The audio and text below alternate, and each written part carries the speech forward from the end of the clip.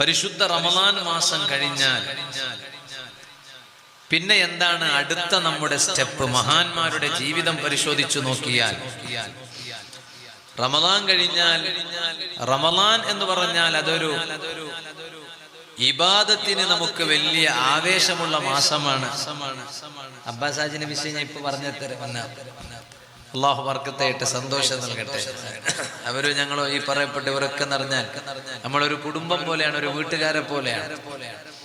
അൽഹംദുലില്ലാ, അള്ളാഹു അവർക്കും അവരെ കുടുംബത്തിനൊക്കെ വലിയ ബർക്കത്ത് ചെയ്യട്ടെ. ഈ അടുത്ത് മകളെ കല്യാണം നടന്നു. അള്ളാഹു ആ മകളെ കല്യാണ ദാമ്പത്യ ജീവിതത്തിൽ അള്ളാഹു വലിയ ബർക്കത്ത് ചെയ്യട്ടെ. നമ്മൾ ആ കല്യാണത്തിൽ നിന്നും പോയിരുന്നു.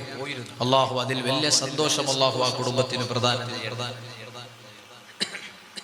അൽഹംദുലില്ലാ, ഇന്നത്തെ ചീരണിക്കുള്ള അരി ഫുള്ള് നമ്മൾ അബ്ബാസ് ഹാജിന്റെ വകയിലാണെന്ന് പറഞ്ഞു. അള്ളാഹു അതിന് അവർക്കൊക്കെ അർഹമായ പ്രതിഫലം അള്ളാഹു അവർക്ക് നൽകട്ടെ. അതിന് പകരം ധാരാളം സന്തോഷം അള്ളാഹു അവർക്ക് കൊടുക്കട്ടെ.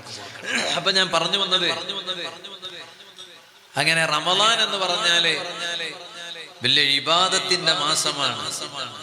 ഇപ്പൊ അങ്ങനെയാണ്. റമളാനിൽ ആളുകൾക്കൊക്കെ, സത്യവിശ്വാസികൾക്ക് പള്ളിയിൽ വരാൻ ഭയങ്കര ആവേശമാണ്. റമളാനിൽ പള്ളിയിൽ വരാൻ ആളുകൾക്കൊക്കെ ഭയങ്കര ആവേശം. റമളാനിൽ കണ്ടിരുന്ന ആളുകളെ ഇപ്പൊ പള്ളിയിൽ കാണുന്നില്ല, കുറച്ചാളുകളെ കാണുന്നില്ല. ഇപ്പൊ പള്ളി ഇങ്ങനെ തപ്പി നോക്കുകയാണ്, ഓനെവിടെ ഓനെവിടെ ഇങ്ങനെ പള്ളി ഇങ്ങനെ തെരഞ്ഞു പിടിക്കുകയാണ്. ഓനെ കാണുന്നില്ലല്ലോ, മറ്റോനെ കാണുന്നില്ലല്ലോ.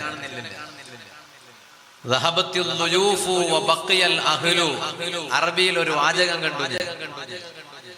പള്ളിക്ക് ബിർന്നിന് വന്നവരെല്ലാം പോയി. റമളാന് ബിർന്നിന്റെ മാസം എന്ന് ചൊല്ലിയിട്ട് അങ്ങനെ പള്ളിക്ക് ബിർന്നിന് വന്നാൽ കുറെ ആളുകൾ, ബിർന്നിന് വന്നവരെല്ലാം പോയി. ഓർക്ക് പിന്നെ കുറെ കാലൊന്നും പള്ളി നിൽക്കാനില്ലല്ലോ, ഒരു ബിർന്നിന് വന്നല്ലേ. പള്ളിന്റെ ആളുകളല്ല ഒരു ബിർന്നിന് വന്നനാ. അപ്പൊ ബിർന്നിന് വന്നവരെല്ലാം പോയി.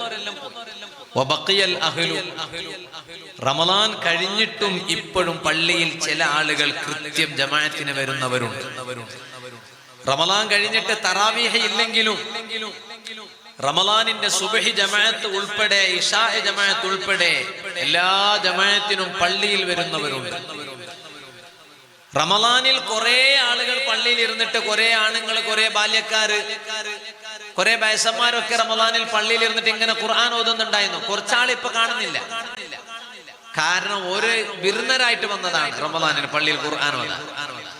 പക്ഷേ കുറച്ചാളുകൾ ഇപ്പോഴും റമളാൻ കഴിഞ്ഞിട്ടും റമളാനിന് ശേഷവും അള്ളാഹുവിന്റെ ഭവനമായ പള്ളിയിൽ ഇപ്പോഴും ചില ബാല്യക്കാര് അള്ളാഹുവിന്റെ കലാമായ മുസ്ഹഫ് കയ്യിലെടുത്തിട്ട് ഖുർആൻ ഓതിക്കൊണ്ടിരിക്കുന്നു. ഇപ്പോഴും ചില വയസ്സന്മാര്, പ്രായമുള്ള ആളുകളൊക്കെ അള്ളാഹുവിന്റെ പള്ളിയിൽ ഇരുന്നിട്ട് ദിക്ർ ഇങ്ങനെ ചൊല്ലിക്കൊണ്ടിരിക്കുന്നു. കാരണം എന്താ? പള്ളിക്ക് വിരുന്നിന് വന്ന അതിഥികളെല്ലാം പോയി. പള്ളിന്റെ ആളുകൾ ഓരിപ്പോഴും പള്ളിയിൽ തന്നെ ബാക്കിയുണ്ട്. റമളാനിന് ശേഷവും അവർ പോയിട്ടില്ല, അവരിപ്പോഴും പള്ളിയിലുണ്ട്. ഞാൻ എന്നോടും നിങ്ങളോടും പറയുന്നു, നമ്മൾ ഒരിക്കലും അതിഥികളായി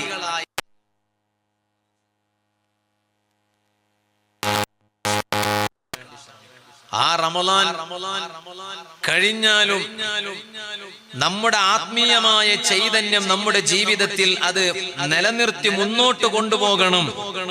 കാരണം പരിശുദ്ധ റമളാനിൽ നാം ചെയ്ത ഇബാദത്തുകൾ അതെല്ലാം അല്ലാഹു തആല നമ്മിൽ നിന്ന് സ്വീകരിച്ചിട്ടുണ്ട് എന്നതിന് ഏറ്റവും പ്രധാനമായിട്ടുള്ള അടയാളം മഹാന്മാരൊക്കെ നമ്മെ പഠിപ്പിക്കുന്നത് കാണാൻ കഴിയും. റമളാൻ കഴിഞ്ഞാലും ആ റമളാനിൽ നമ്മുടെ ജീവിതത്തിൽ, പരിശുദ്ധ റമളാനിൽ നാം ചെയ്ത ഇബാദത്തുകൾ അതെല്ലാം അല്ലാഹു തആല നമ്മിൽ നിന്ന് സ്വീകരിച്ചിട്ടുണ്ട് എന്നതിനുള്ള അടയാളം പറഞ്ഞ കൂട്ടത്തിൽ മഹാന്മാരായ പണ്ഡിതന്മാർ ധാരാളം അടയാളങ്ങൾ പറഞ്ഞിട്ടുണ്ട്. ആ അടയാളം പറഞ്ഞ കൂട്ടത്തിൽ തന്നെ ഏറ്റവും പ്രധാനമായും മഹാന്മാർ പറയുന്നത് തന്നെ റമളാനിന് ശേഷവും അവരുടെ ജീവിതം നല്ല ആത്മീയമായ ചൈതന്യം നുകർന്നുകൊണ്ടുള്ള ഒരു ജീവിതമാണ് അവർക്കുള്ളത്. അതാണ് പരിശുദ്ധ റമളാനിലെ ഇബാദത്തുകളൊക്കെ അല്ലാഹു തആല സ്വീകരിച്ചിട്ടുണ്ട് എന്ന് നമ്മൾ മനസ്സിലാക്കേണ്ട കാര്യം എന്ന് മഹാന്മാരായ പണ്ഡിതന്മാർ പറഞ്ഞു. പരിശുദ്ധ റമളാൻ അവസാനിച്ചു എന്ന് കരുതിയിട്ട് അവർക്ക് ഇബാദത്ത് നിർത്താനായില്ല. മറിച്ച് ആ റമളാനിൽ അവർ ചെയ്തു വന്ന ഇബാദത്തുകളൊക്കെ റമളാനിന് ശേഷവും അവർ നിലനിർത്താൻ വേണ്ടിയാണ് ശ്രമിച്ചത്. ഒന്ന്, റമളാനിന് ഉമ്മമാരെ അത്താഴത്തിന് ഉണർന്നാൽ നിങ്ങളുടെ ഭർത്താക്കന്മാർക്കും നിങ്ങളുടെ വീട്ടുകാർക്കും നിങ്ങൾക്കും നിങ്ങൾ അത്താഴം ഉണ്ടാക്കി കൊടുക്കാൻ അത്താഴ സമയത്ത് നിങ്ങൾ ഉണരും. ആ ഉണർന്നാൽ നിങ്ങൾ പ്രത്യേകം ശ്രദ്ധിച്ചിരുന്ന ഒരു സുന്നത്തായ നിസ്കാരം ഉണ്ടായിരുന്നു, ഒരു 2 റക്അത്ത് തഹജ്ജുദ് നിസ്കാരം. ആ നിസ്കാരം റമളാൻ കഴിഞ്ഞാലും മഹാന്മാരുടെ സ്വഭാവം റമളാനിന് ശേഷവും അവരത് നിർത്തിവെക്കില്ല. റമളാനിന് ശേഷവും അവരത് മുന്നോട്ട് കൊണ്ടുപോവുക തന്നെ ചെയ്യും.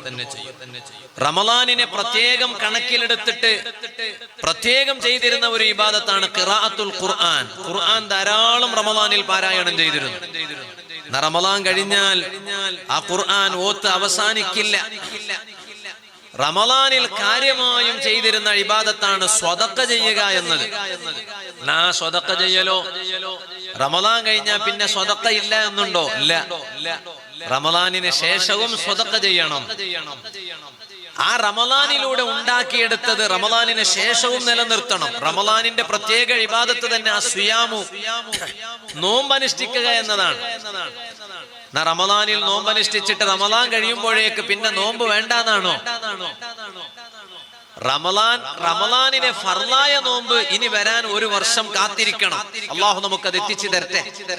1 വർഷം നമ്മൾ കാത്തിരിക്കണം. എന്നാലും സുന്നത്തായ നോമ്പുകൾ ഇനിയും ഉണ്ടല്ലോ. ആഴ്ചയിൽ വ്യാഴാഴ്ച നോമ്പ് സുന്നത്താണ്, തിങ്കളാഴ്ച നോമ്പ് സുന്നത്താണ്. വേണ്ട, റമളാനിന് ശേഷം ഷവ്വാലിൽ 6 നോമ്പ്, നമ്മളതിന് സാക്കി നോമ്പ്, ബലി നോമ്പ് എന്ന് പല വ്യത്യസ്ത നാട്ടിൽ നിന്ന് പറയും. അതൊക്കെ നോൽക്കൽ സുന്നത്താണ്.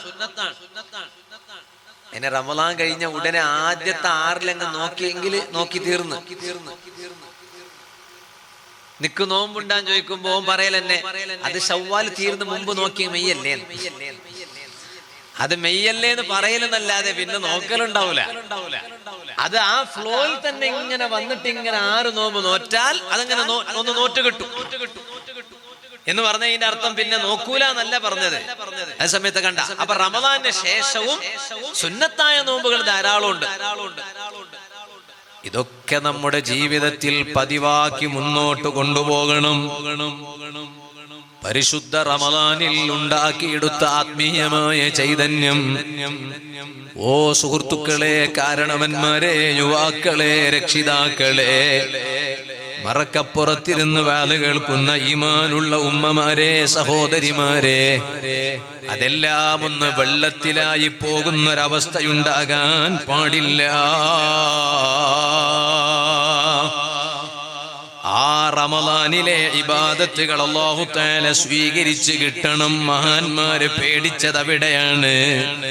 മഹാന്മാർക്ക് പേടിയുണ്ടായത് അവിടെയാണ്. റമളാൻ കഴിഞ്ഞാൽ പിന്നെ മഹാന്മാർക്ക് ഉറക്കമില്ല. മഹാന്മാര് വലിയ ബേജാറിലാണ്.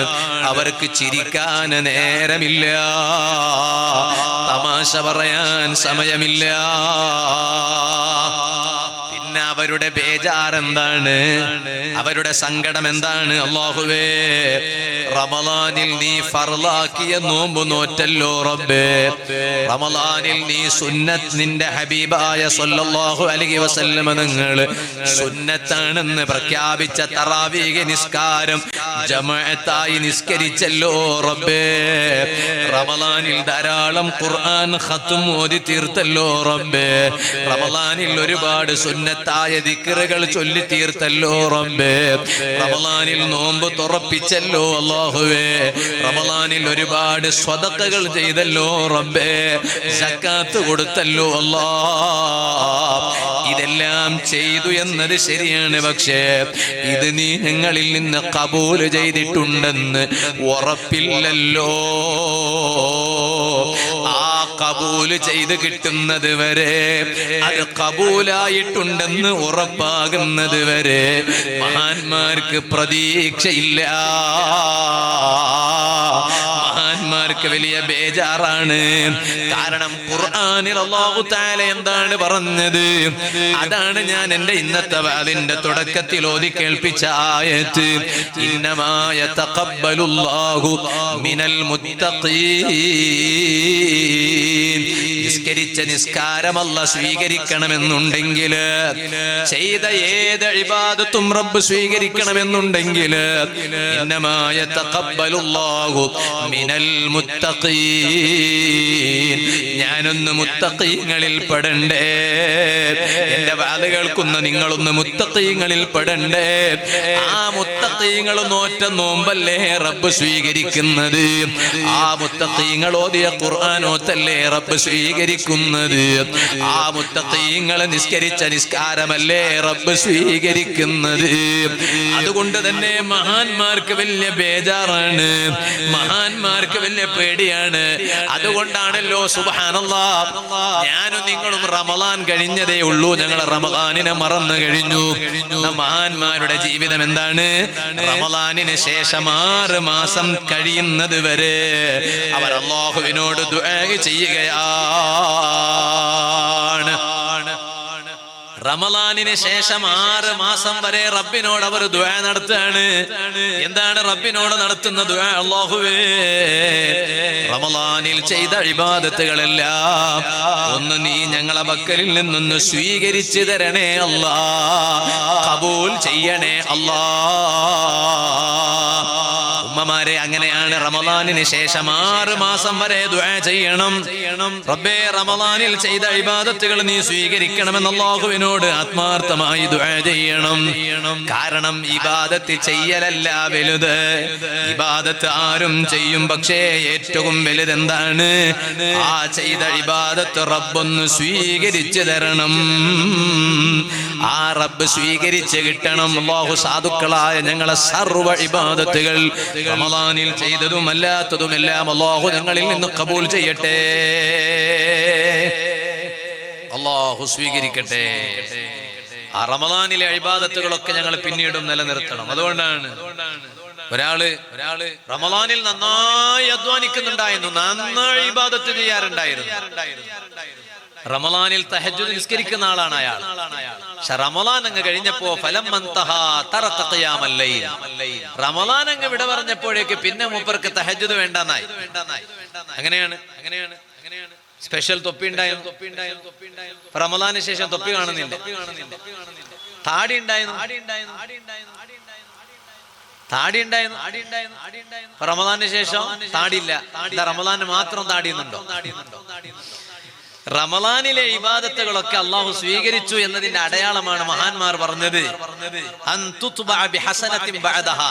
അതിങ്ങനെ ശേഷം ഇങ്ങനെ അങ്ങനെ തന്നെ പോണം. റമളാന്റെ താടി വെച്ചെങ്കിൽ റമളാന് ശേഷം ആ താടി ഉണ്ടാവണം. എന്നാലേ റമളാനിൽ ആ വെച്ച താടി അള്ളാഹ് കബൂൽ ചെയ്യുള്ളൂ എന്ന് അർത്ഥം. അല്ലെങ്കിൽ അള്ളാഹ്ക്ക് തിരിയില്ല, ഇത് എന്നെ പൊട്ടീസാക്കാണ്, ഇത് എന്നെ മംഗമറിലാക്കുകയാണെന്ന് അള്ളാഹ്ക്ക് മനസ്സിലാവൂലേ? അപ്പൊ അതുകൊണ്ടാണ് റമളാനിന്റെ ഇബാദത്തുകൾ എന്തും സ്വീകാര്യ യോഗ്യമാകണമെങ്കിൽ അത് ശേഷം ഇങ്ങനെ അതിങ്ങനെ തുടർന്ന് മുന്നോട്ട് ഇങ്ങനെ കൊണ്ടുപോകണം. അത് മഹാന്മാര് പ്രത്യേകം പറഞ്ഞതാണ്. ആ റമളാൻ നമ്മൾ കേവലം അതുകൊണ്ടാണ് ഒരാള് റമളാൻ ആയപ്പോ നന്നായി അധ്വാനിച്ചു, റമളാൻ കഴിഞ്ഞപ്പോഴേക്ക് പിന്നെ തഹജ്ജുദ് നിർത്തി. റമളാനിൽ നന്നായി തഹജ്ജുദ് നിസ്കരിക്കുന്ന ആളായി. ഞാൻ എന്റെ ഉമ്മമാരോടൊക്കെ പറയട്ടെ, ഉമ്മമാരെ, ഞാൻ നേരത്തെ പറഞ്ഞതുപോലെ ഇവിടെ കുറെ ഉമ്മമാരൊക്കെ വാത് കേൾക്കാൻ വേണ്ടി വന്നിട്ടുണ്ടെന്ന് അറിയാൻ സാധിച്ചു. അവർക്കും കൂടി കുറച്ച് ഉപകാരം കിട്ടട്ടെ എന്ന് പറഞ്ഞ് ഞാൻ പറയണം. ഉമ്മമാരെ, റമളാനിൽ നിങ്ങൾ അത്താഴത്തിന് ഉണർന്നപ്പോൾ നിങ്ങൾ തഹജ്ജുദ് നിസ്കരിച്ചവരാണ്. ആ തഹജ്ജുദ് നിസ്കാരം റമളാൻ കഴിഞ്ഞാൽ നിങ്ങൾ നിർത്തിവെക്കരുത് ഉമ്മമാരെ, ദയവ് ചെയ്ത് മരണം വരെ ആ തഹജ്ജുദ് നിങ്ങൾ മുന്നോട്ട് കൊണ്ടുപോകണം. 6 അല്ലാഹു നിങ്ങൾക്കും ഞങ്ങൾക്കൊക്കെ ഭാഗ്യം തരട്ടെ. വലിയ വിഷയം. നമ്മൾ അന്ന് പിന്നെ നമ്മൾ ആണുങ്ങൾക്ക് ഒരു സ്വഭാവം ഉണ്ടായിരുന്നു, അത്താഴത്തിന് ഏതായാലും ഉണർവ്. അത്താഴത്തിനോടും നമ്മൾ കുട്ടികളെ മെല്ലെ വിളിച്ചു ഉണർത്താറുണ്ടായിരുന്നു. എന്തേ വിളിച്ചു ഉണർത്തി എണീറ്റില്ലെങ്കിൽ വിളിച്ചിട്ട്, നമ്മൾ വിളിച്ചില്ലെങ്കിലും പിന്നെ അത്താഴം വയ്ക്കാതെ തന്നെ നോമ്പ് പിടിക്കും ചെറിയ കുട്ടികള്. അങ്ങനെ ഓരെയും പിടിച്ചു ആണുങ്ങളും തഹജ്ജുദ് നിസ്കരിച്ചാലുണ്ടായിരുന്നു. കാരണം അപ്പൊ ഏതായാലും അത്താഴം വയ്ക്കാൻ വേണ്ടി ഉണരുമല്ലോ. എന്നാ റമദാന്റെ ശേഷം അത്താഴം വയ്ക്കാൻ വേണ്ടി ഉണരലില്ലെങ്കിലും തഹജ്ജുദ് നിസ്കരിക്കാൻ വേണ്ടി നമ്മൾ ഉണരണം. അതൊരു പ്രത്യേകമായ നിസ്കാരമാണ്. അതുകൊണ്ടാണ്